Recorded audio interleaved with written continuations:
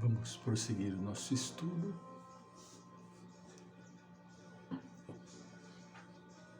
E para tanto vamos, neste momento, ouvir um pouquinho da melodia e tranquilizarmos o nosso coração.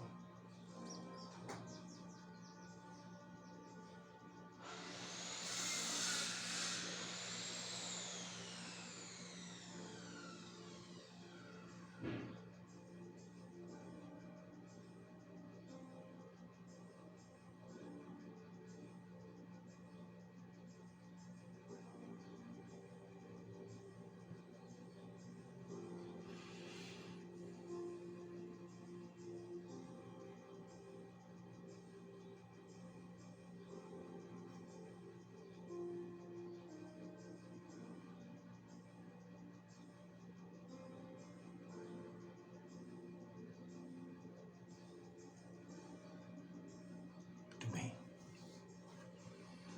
Joana está se referindo à psique, essa montagem mental que nós trazemos na nossa mente, esse grande escritório por onde ali passam uma série de departamentos, onde se encontram inseridos uma série de departamentos, né? Que, segundo ela, nos diz que graças a essa psique responsável pelos karmas, a hereditariedade encontra-se submetida à lei da compensação. A hereditariedade encontra-se submetida à lei da compensação, unindo os homens conforme as suas simpatias e antipatias, afinidades e desarmonias, que os vinculam em grupos reencarnados com características semelhantes, impressas nos genes e cromossomas pela necessidade da evolução. Quando nós estudamos, já disse isso, vou repetir, quando nós estudamos genética, na época da minha faculdade, eu fiquei encantado, adorava estudar os caracteres hereditários, as leis que regiam os caracteres hereditários, ficava encantado. Mas depois, quando eu passei a estudar a doutrina espírita mais profundamente, eu fui compreender que quem coordena, quem articula, quem manipula esses elementos é o Espírito Eterno.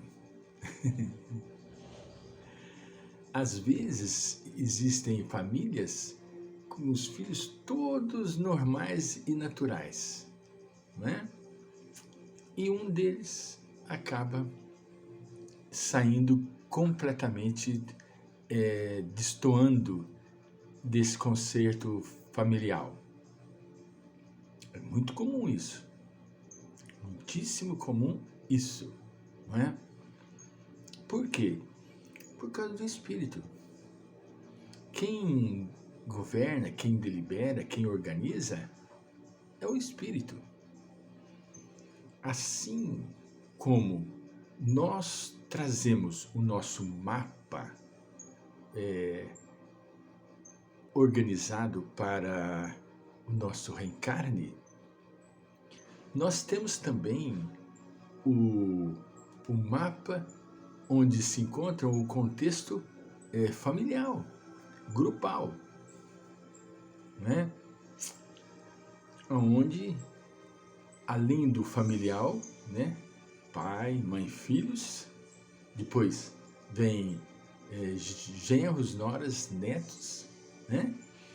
Os demais outros, a grande família consanguínea, entende? Se nós formos coligando pessoa por pessoa, nós vamos ver o volume imensurável de pessoas que compõem a rede da nossa família. Não fica somente circunscrito ao grupo consanguíneo, transcende muito mais. Então, entre simpatias e antipatias se encontram os elementos que precisam resgatar os seus débitos. Não conseguiremos de forma alguma postergar, continuarmos empurrando e adiando e esquecendo, não vamos conseguir mais. O momento, já o dissemos, é um momento muito significativo para a história da nossa humanidade, para a história espiritual de toda a nossa humanidade.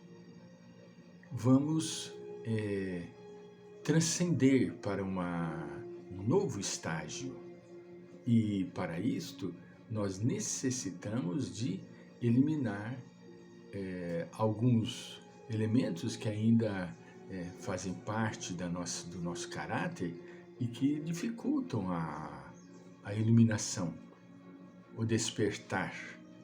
Não será possível mais ficarmos postergando, empurrando, adiando, não dá. Há casos em que os familiares vivem muito bem, se relacionam maravilhosamente bem.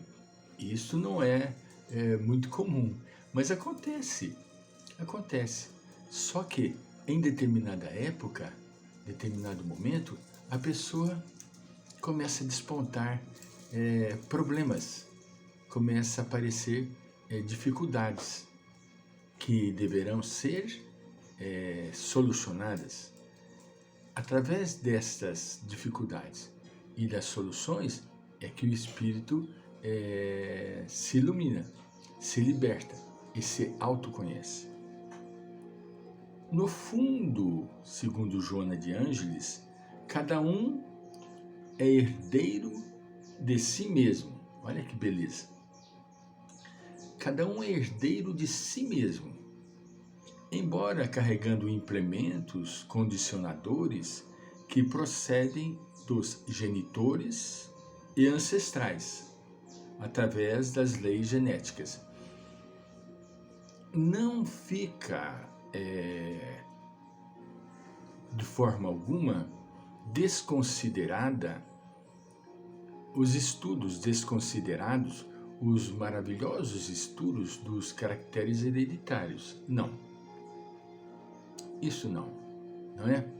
Mas os elementos que irão fazer com que fulano, ciclano ou beltrano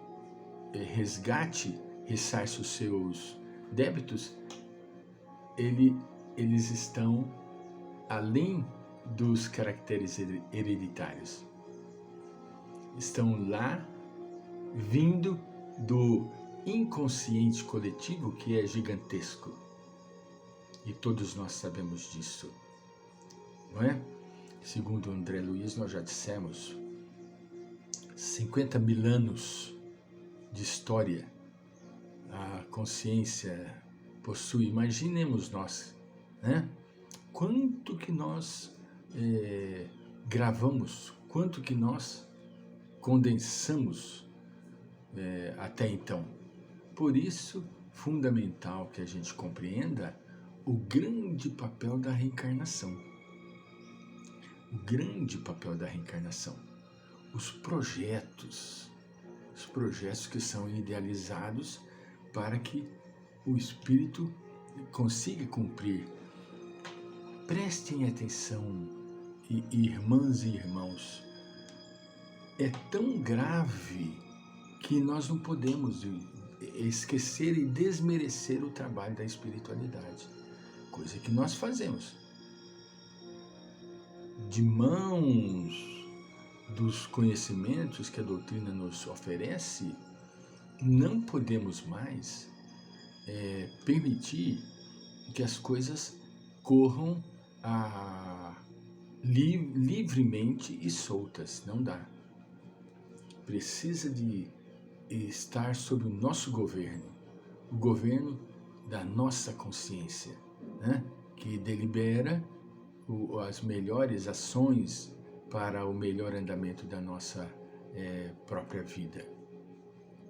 Somente uma consciência desperta com